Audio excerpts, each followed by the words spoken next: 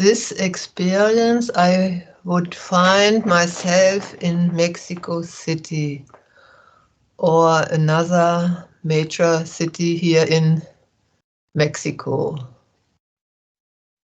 And on my right side would be a woman. The woman had curly hair and wore no shoes, a gray shirt and shorts. We walked through the city and she escorted me to one of the major churches in the area. She began to explain to me that every city on earth has a heart or central point that affects the entire city as a whole and could influence the consciousness of the city according to what or who made adjustments. And so we would enter the church and began making adjustments to the consciousness that again from this focal point would speed out across the city, but nothing drastic. Only subtle adjustments were required. We stood back and she opened a portal that looked much like an empty doorway. And upon stepping through it, we would be in another major city. Tokyo, and the idea was same. Find the focal point of the city and make adjustments to it. And pattern did seem to emerge as we went to various locations around the world that upon this energy focal points would there be churches or other organizations of either a religious nature or an abrasive one, which again made the city and its people carry a particularly tune, so to speak.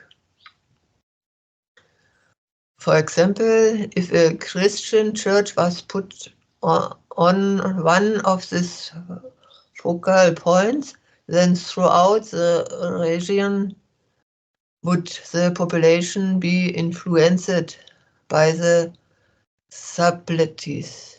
Perhaps they are more religious or carry a fear of damnation.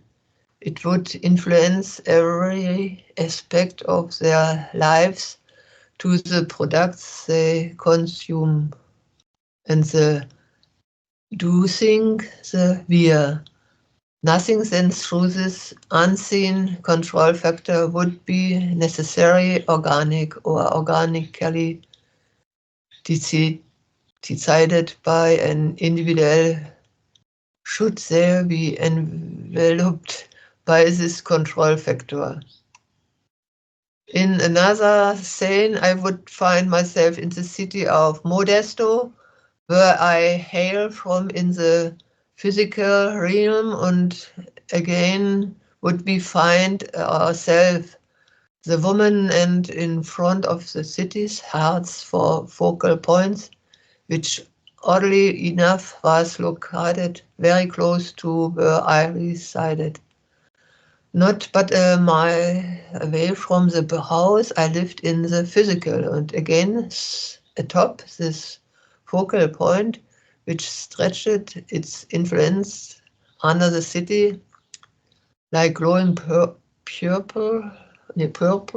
tentacles, would be a church. And the woman began explaining to me again in greater details how exactly this would work, which the personal self does not recall, but the idea was clear enough.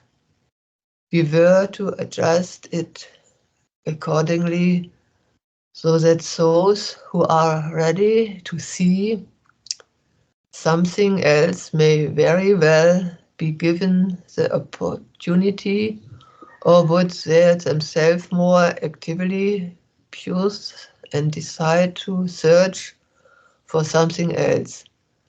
Something like the new you, which would challenge their set routines and with the unconscious influence inflicted upon them would their lives have seemed rather mundane or normal according to the constructed social systems that they were unknowing looked into a sort of pre-constructed puzzle or picture. In front of me then would a man come walking by and into the church.